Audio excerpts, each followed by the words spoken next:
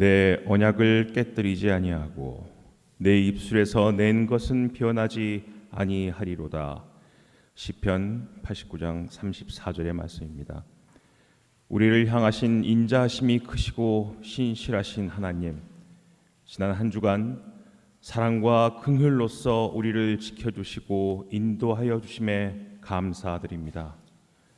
이 시간 우리를 놓지 않으시고 어떤 순간에도 함께 하시는 하나님의 은총에 감사하며 예배를 드리오니 기쁘게 받아 주옵소서. 겸손의 왕으로 이 땅 위에 오신 예수님의 이름으로 기원합니다. 아멘. 경배 찬송 8장 함께 부르시겠습니다.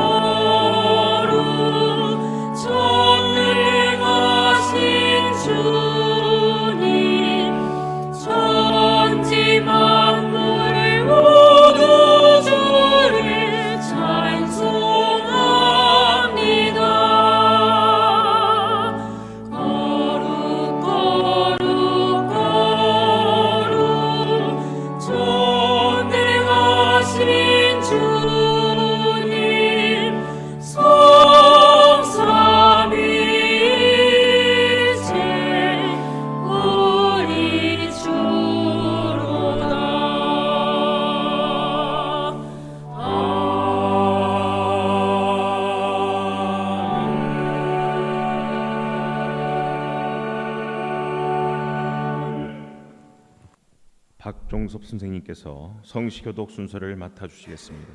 교독문 12번으로 성시교독 하시겠습니다.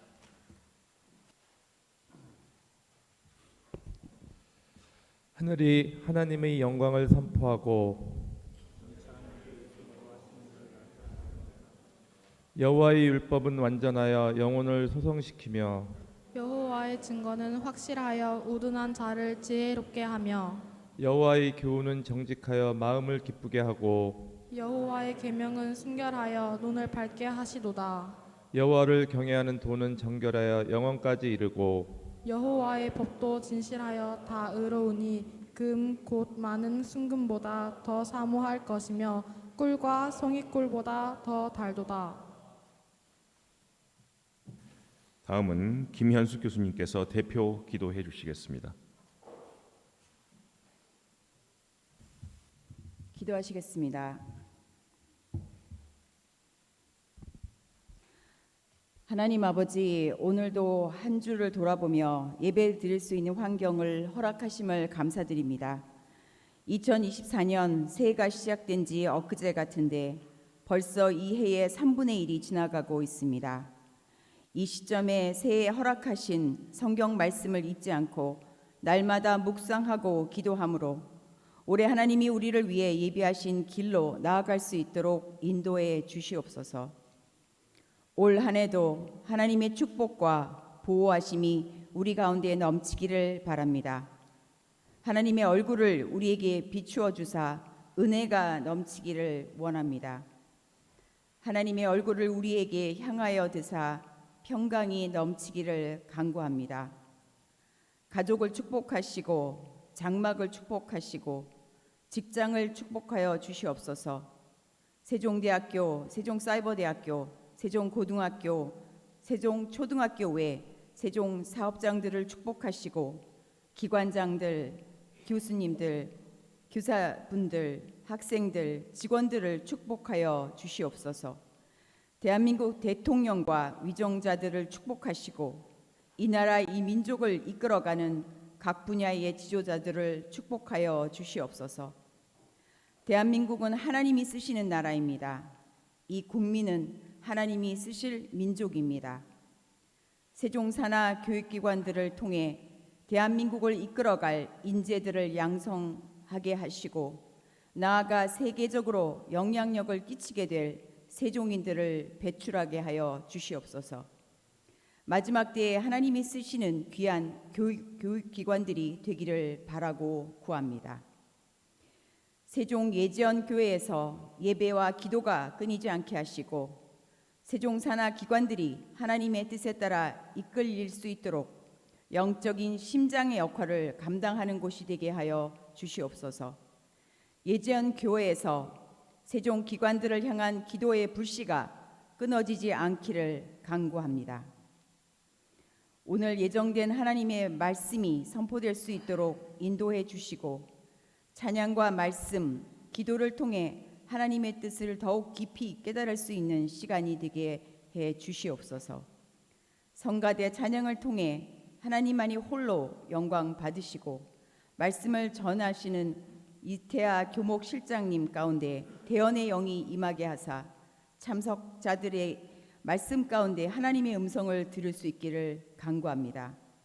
예배를 돕는 손길들을 기억하여 주시고 하나님의 한없는 복을 내려 주시옵소서.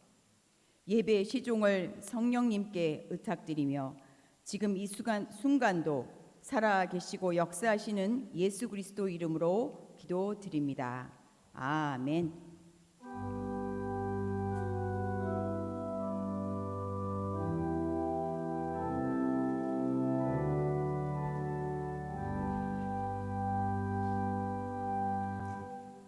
다음은 진실로 교수님께서 성경 봉독해 주시겠습니다. 오늘 저희에게 주신 말씀은 야고보서 4장 13절에서 17절, 마태복음 6장 31절에서 34절입니다. 봉독해 드리겠습니다. 들으라, 너희 중에 말하기를 오늘이나 내일이나 우리가 어떤 도시에 가서 거기서 1년을 머물며 장사하여 이익을 보리라 하는 자들아, 내일 일을 너희가 알지 못하는도다. 너희 생명이 무엇이냐? 너희는 잠깐 보이다가 없어지는 안개니라. 너희가 도리어 말하기를 주의 뜻이면 우리가 살기도 하고 이것이나 저것을 하리라 할 것이거늘 이제도 너희가 허탄한 자랑을 하니 그러한 자랑은 다 악한 것이라. 그러므로 사람이 선을 행할 줄 알고도 행하지 아니하면 죄니라.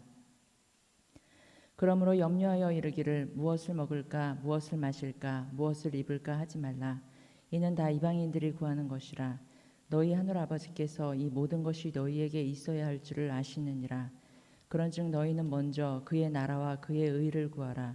그리하면 이 모든 것을 너희에게 더하시리라. 그러므로 내일 일을 위하여 염려하지 말라. 내일 일은 내일이 염려할 것이요 한날의 괴로움은 그날로 족하니라.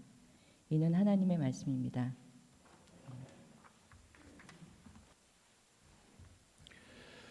다음은 하늘연 성가대 특별 찬양이 있겠습니다.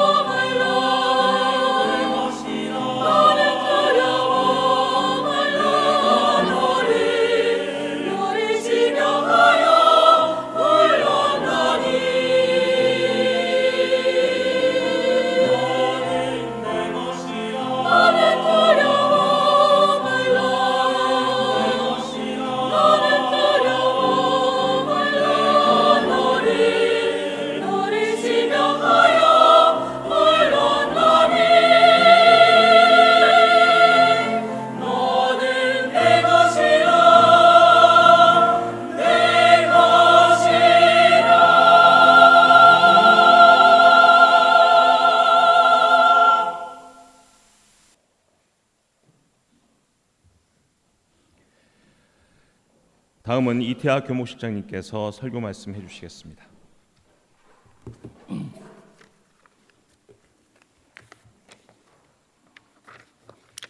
보통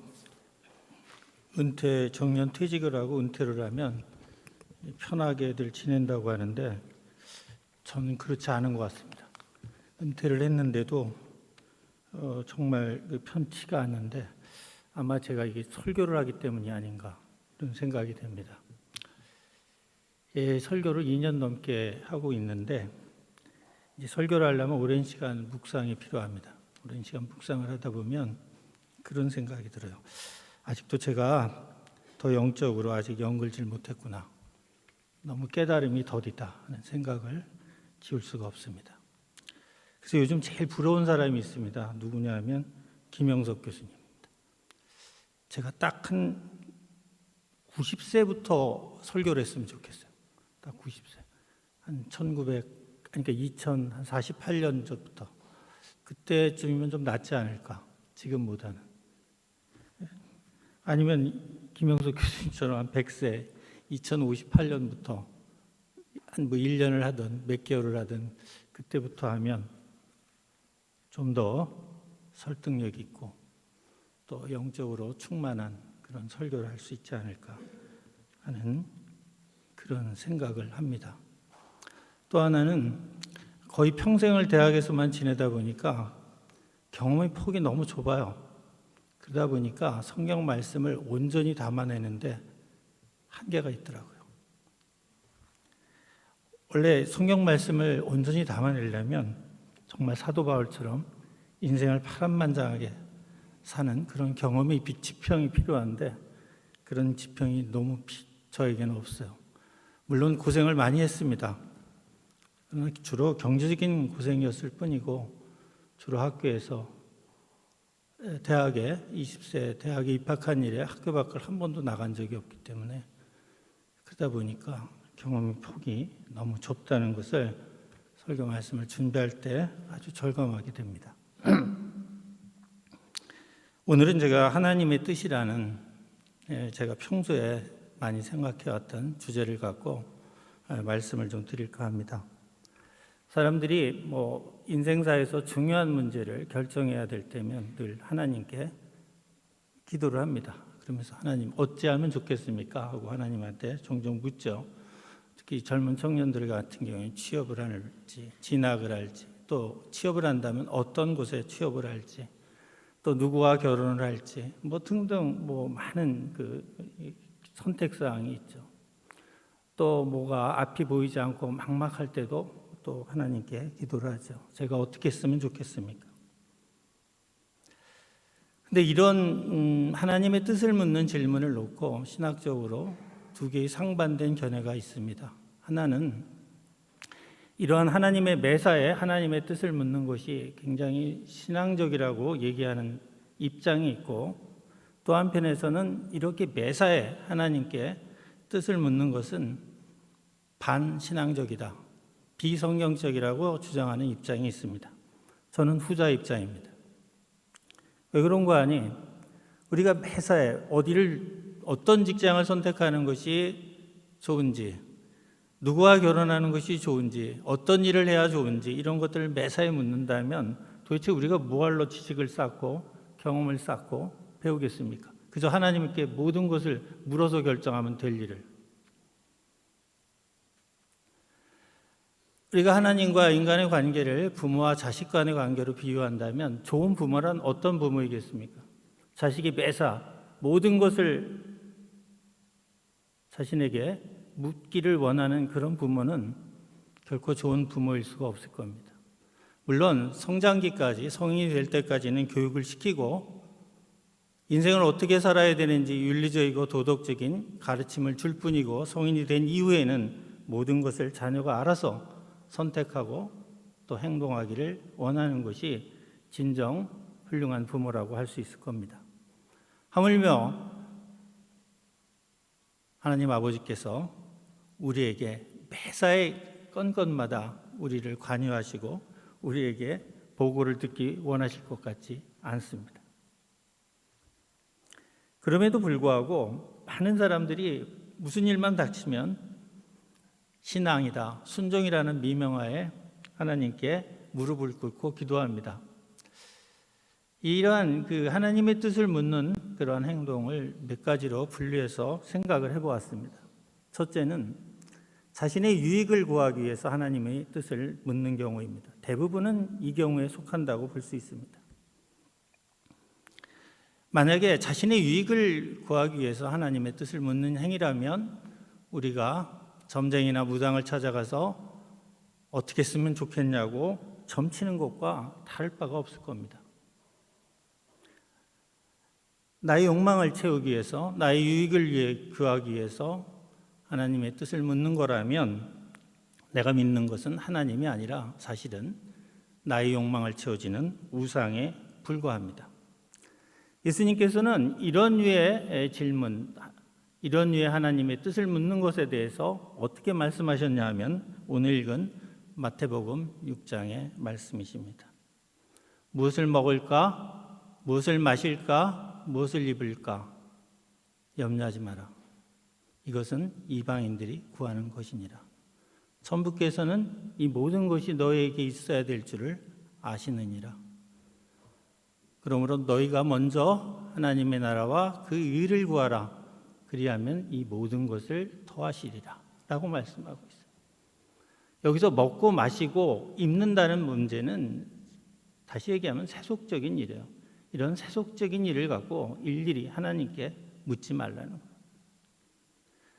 그리고 하나님이 우리에게 요구하시는 하나님의 뜻은 명백합니다. 먼저 그의 나라와 의를 구하라는 거예요. 바로 이것이 하나님이 우리를 향하신 뜻입니다. 이렇게 명백한 뜻이 있음에도 불구하고 사람들은 한결같이 하나님의 뜻이 무엇이냐를 찾아요. 중요한 점이 있습니다. 여기 보시면 다음 그 구절이 나오죠. 마태복음 아까 읽은 구절을 보세요. 내일 일을 위하여 염려하지 말라. 내일 일은 내일 염려할 것이요. 이때 내일 일이라는 것은 세상 일을 말하는 겁니다. 하나님의 일은 내일 일이 없습니다. 오늘 일 뿐이에요. 오늘 우리가 할 일. 바로 하나님의 나라를 구하는 일. 다시 말하면 사랑을 실천하는 일. 이것은 내일 할 일이 아니라 right now, 지금, 바로 오늘 해야 될 일입니다. 내일은 우리의 주권 밖에 있어요. 야고보서에서 말하고 있죠. 너의 생명이 무엇이냐? 한순간 보이다가 사라지는 너희는 안개와 같은 존재입니다. 그런데 우리가 내일 일을 염려하고 있단 말이죠.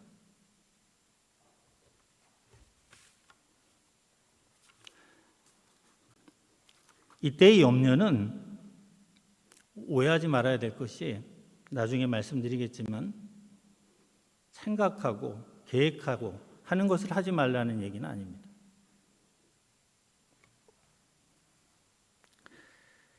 일단 주님께서는 우리 유익을 구하는 일, 세속적인 것과 관련돼서 내가 어디에 취직을 할지, 내가 진학을 할지, 취업을 할지, 아니면 어떤 사업을 하는 것이 나에게 도움이 될지 이런 것에 대해서 하나님께 묻지 말라고 말씀하고 있습니다. 두 번째, 우리가 살다가 역경과 환난을 만나면 하나님의 뜻을 묻습니다. 하나님이 원하시는 길이 아니었기 때문에 내가 이렇게 고초를 겪나 보다라는 생각에 하나님의 뜻을 묻습니다. 저 역시 그랬습니다. 저 역시 숱하게 그랬습니다.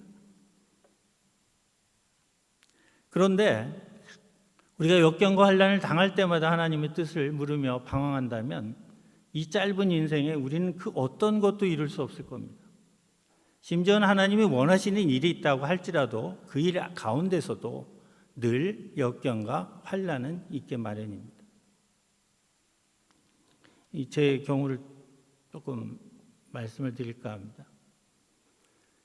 제가 경험이 폭이 좁아서 그저 학교에 관련된 얘기와 제가 전에 또 말씀드렸던 얘기를 또 할 수밖에 없습니다. 제가 대학을 어렵게 들어갔습니다. 근데 당시 요즘 이제 자유전공 학부라고 해서 이제 자유전공 1학년 때는 전공 없이 뽑는 것이 이제 다시 교육부가 도입을 했는데 70년대 중반에도 그런 제도가 있었습니다. 그래서 학부제라죠. 학부제라고. 그래서 학부로 대학을 입학하고 2학년 올라갈 때 1학년 말에 전공을 선택하는 제도입니다. 제가 다녔던 학부에는 사회대학과 문과대학이 합쳐진 형태의 대학이었어요. 그 중에 이제 철학과도 있고, 뭐 정치행정학과 또는 정치학과 또 뭐 신문방송학과 뭐 이런 국문과, 동문과 이런 과들이 있었습니다. 이 중에서 한 전공을 11월경에 선택하는 겁니다. 저는 당시 우리 대학은 철학개론이 필수였기 때문에 철학개론을 듣다가 철학이라는 학문에 매료돼서 일생을 이 공부를 해야겠다 하는 마음을 먹었습니다. 그때 철학을 선택하면서 또 우리 대학은 부전공이 필수였기 때문에 부전공을 또 하나씩 해야 됩니다.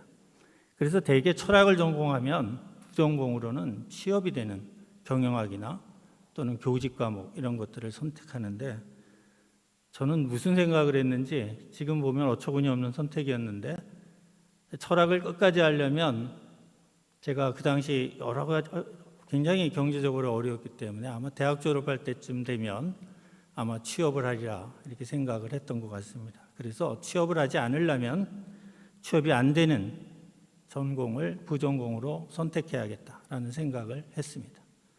그래서 이제 찾아보니까 철학보다 취업이 어려운 과목이 딱 한 과목이 있더라고요. 그게 바로 신학이었습니다. 그래서 전공을 철학, 부전공은 신학이 됐습니다. 제 계획대로 역시 대학 졸업 때 정말 어려웠습니다. 전두환 대통령이 과외도 금지시켰고 따라서 먹고 살 길도 막연했고 그래서 취업을 하려고 했는데 전공 철학에 부전공 신학은 어디에서도 뽑아주지 않았습니다. 심지어 그 당시에는 이제 대학의 학생처에 취업 의뢰가 들어오면 이제 학생을 보내는데 몇 번 가봤는데 인사 담당자들이 다 퇴짜를 놓더라고요. 학생은 그냥 공부하라고. 그래서 결국은 할 수 없이 다시 대학원으로 돌아와서 결국은 공부를 하게 됐습니다. 완전히 계획한 대로 된 거죠. 덕분에 대학에서 전임이 될 때까지 엄청나게 경제적으로 힘들었고 그때마다 내가 이 길을 잘못 왔나, 하나님이 원하시지 않는 길을 걸어온 건 아닌가 하는 그런 생각을 많이 했었고 그러나 이 길을 가야겠다는 생각은 또 한편에서 변함이 없었습니다. 대신에 우리 집사람은 끊임없이 저를 괴롭혔죠. 신학을 하라고, 그리고 목회를 하라고, 당신에게는 그 길이 맞다고. 제가 늘 뿌리쳤습니다. 저에게는 목회의 소명이 없다고. 그런데 아이러니컬하게 정년 퇴직을 하고 제가 지금은 부전공으로 먹고 살고 있습니다. 잠언서 16장 9절에 보면 사람이 마음으로 자기 길을 계획할지라도 그 걸음을 인도하시는 분은 하나님이시다라는 말이 정말 절감되는 요즘입니다. 우리가 어떤 길을 가든 역경과 환난은 늘 부딪히기 마련입니다. 그런데 이것이 꼭 나쁜 것만은 아닙니다. 제가 오랜 동안 경제적 어려움과 힘겨운 삶 속에서 깨달은 것은 이런 오랜 삶이, 어려운 삶이 사람들에게 지혜를 주고 또한 인간의 가장 큰 품성, 덕성 중에 하나인 인내심을 키워준다는 겁니다.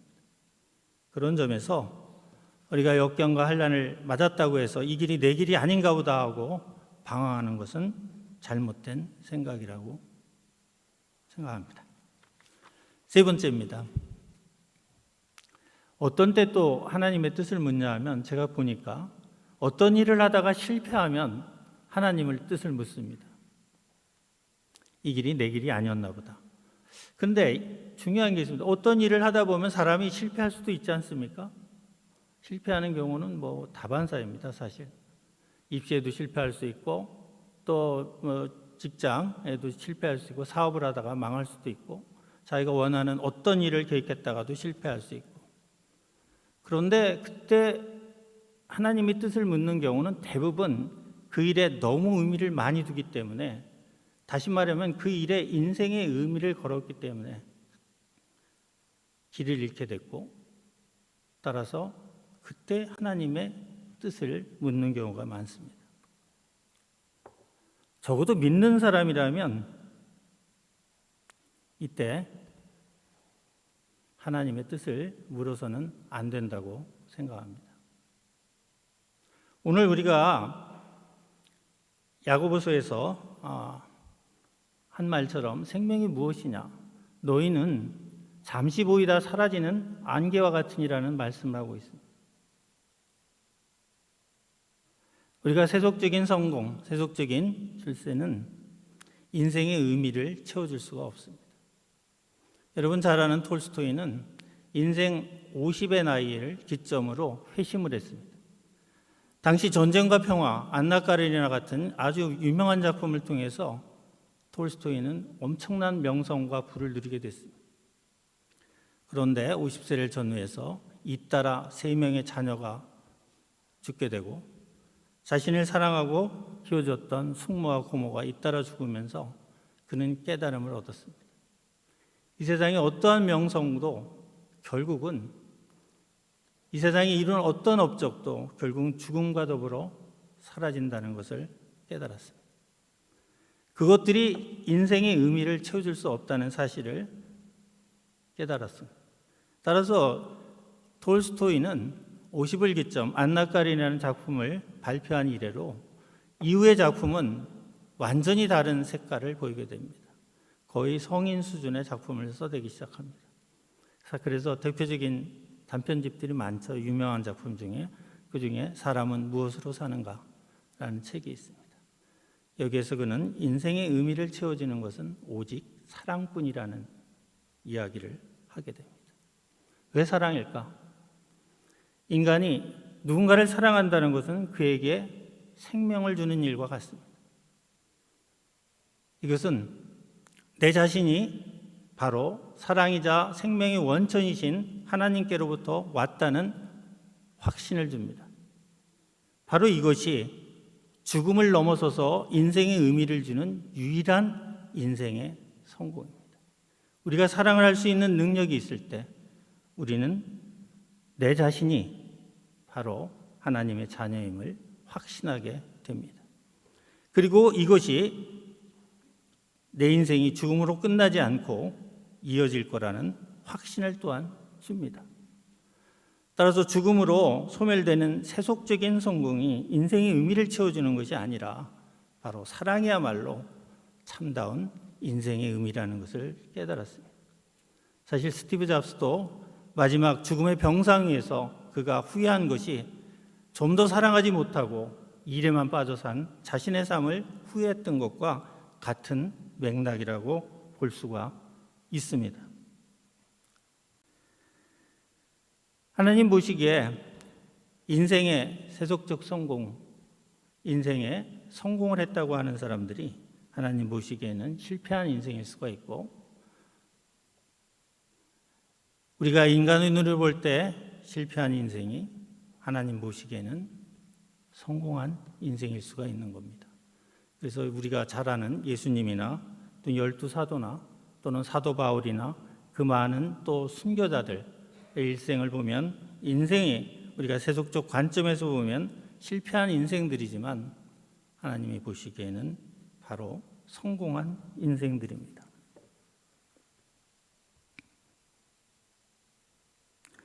과거 믿음의 선조들은 하나님의 뜻을 알기 위해서 고뇌하기보다는 하나님의 뜻을 실천하기 위해서 고뇌한 분들입니다. 따라서 우리가 역경과 환난을 만나거나 또는 인생의 어떤 실패를 우리가 경험하게 될 때 하나님의 뜻을 묻기보다는 이 역경과 고난을 이길 수 있는 힘을 달라고 하나님께 기도해야 됩니다. 그것이 하나님이 원하시는 우리의 길입니다. 그럼에도 불구하고 우리는 매 순간 어려운 일이 닥칠 때마다 하나님의 뜻을 무엇인가를 매달리는데 사실인 것은 올바른 신앙의 태도는 아니라고 생각이 됩니다. 이미 하나님께서는 우리에게 자신의 뜻을 명확하게 밝히고 계십니다. 먼저 그의 나라와 의를 구하라. 이것은 바로 지금 그리고 오늘 우리가 해야 될 일입니다.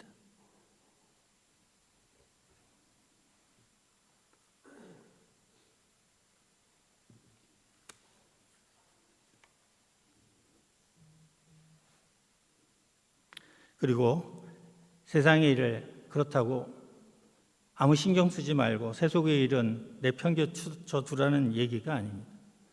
우리가 잠언서 16장 3절을 보면 너의 행사를 하나님께 맡기라는 대목이 나옵니다. 이때 맡기라는 것은 세속적인 일에 인생을 걸지 말라는 거예요.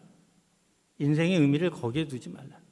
우리가 최선을 다하되 그것을 이루시는 분은 하나님이시기 때문에 하나님께 모든 일을 맡기라는 거예요. 그렇다면 로마서 8장 28절의 말씀처럼 하나님이 사랑하는 자, 하나님이 부르신 자에게는 모든 것이 합력하여 선을 이루게 하신다는 그런 뜻입니다. 따라서 여기서 마태복음의 오늘 말씀에 내일 일을 위하여 염려하지 말라. 내일 일은 내일 염려할 것이요. 이 말씀은 어떤 계획이나 어떤 내일 일에 대한 어떤 최선을 다하는 일, 여러 가지 일들을 하지 말라는 그런 의미가 아닙니다. 거기에 인생을 걸지 말라는 겁니다. 거기에 인생의 의미를 두지 말라는 겁니다. 우리가 두어야 될 참된 인생의 의미는 바로 사랑입니다. 잠시 기도하겠습니다. 하나님 아버지, 이 시간 이후로 우리가 하나님의 뜻을 찾으려고 고뇌하기보다는 이미 우리에게 알려주신 하나님의 뜻대로 살려고 고뇌하게 해 주시옵소서. 범사에 하나님께 감사와 찬양을 올리며 성령의 능력 안에서 사랑을 실천하며 살게 해 주시옵소서. 또한 오늘 주어진 하루를 내게 주어진 마지막 날처럼 최선을 다하며 살게 해 주시옵소서. 그리하여 오늘 부르셔도 한 점 후회 없이 주께 나아갈 수 있게 해 주시옵소서. 이 모든 말씀 예수님의 이름으로 기도합니다. 아멘. 이태학 교목실장님 은혜 말씀 감사합니다. 자, 이 시간은 헌금 봉헌 및 헌금 기도 순서입니다. 찬송가 213장 1절과 5절 부르실 때 윤진희 교수님께서 드려진 예물 봉헌과 기도를 해주시겠습니다.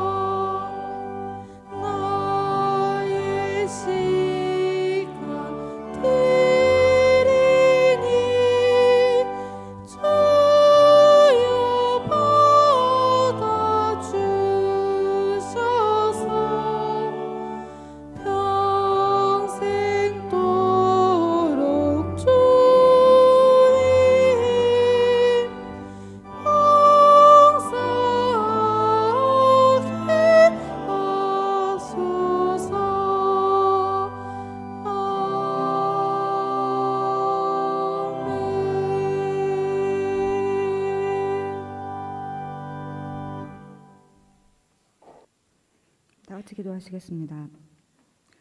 은금보다 값진 진리의 말씀으로 삶의 지혜와 그리스도인으로서의 거룩한 결단을 주시는 주님, 오늘도 귀한 말씀으로 우리의 삶을 깨달을 수 있도록 하시니 감사합니다.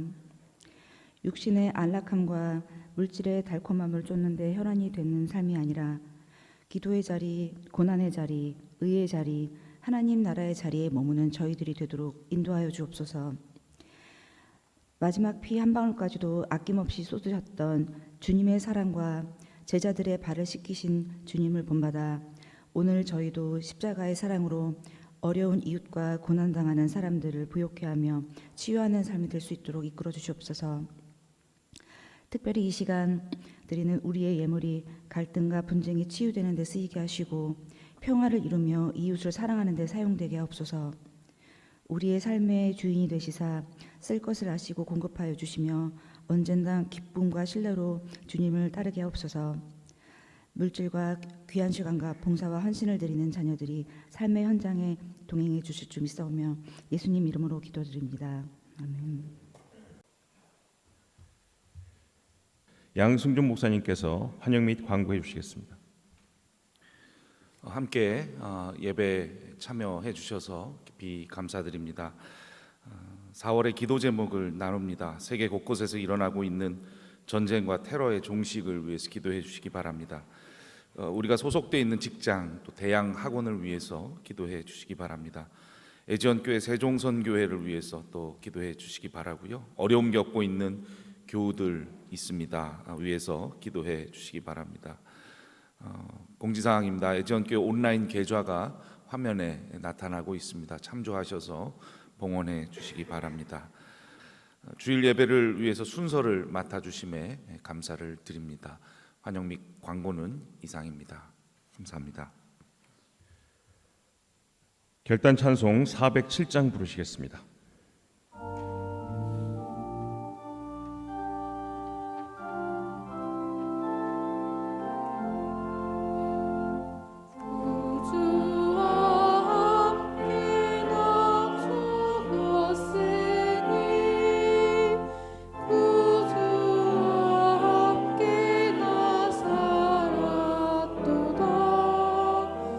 영광의 그날에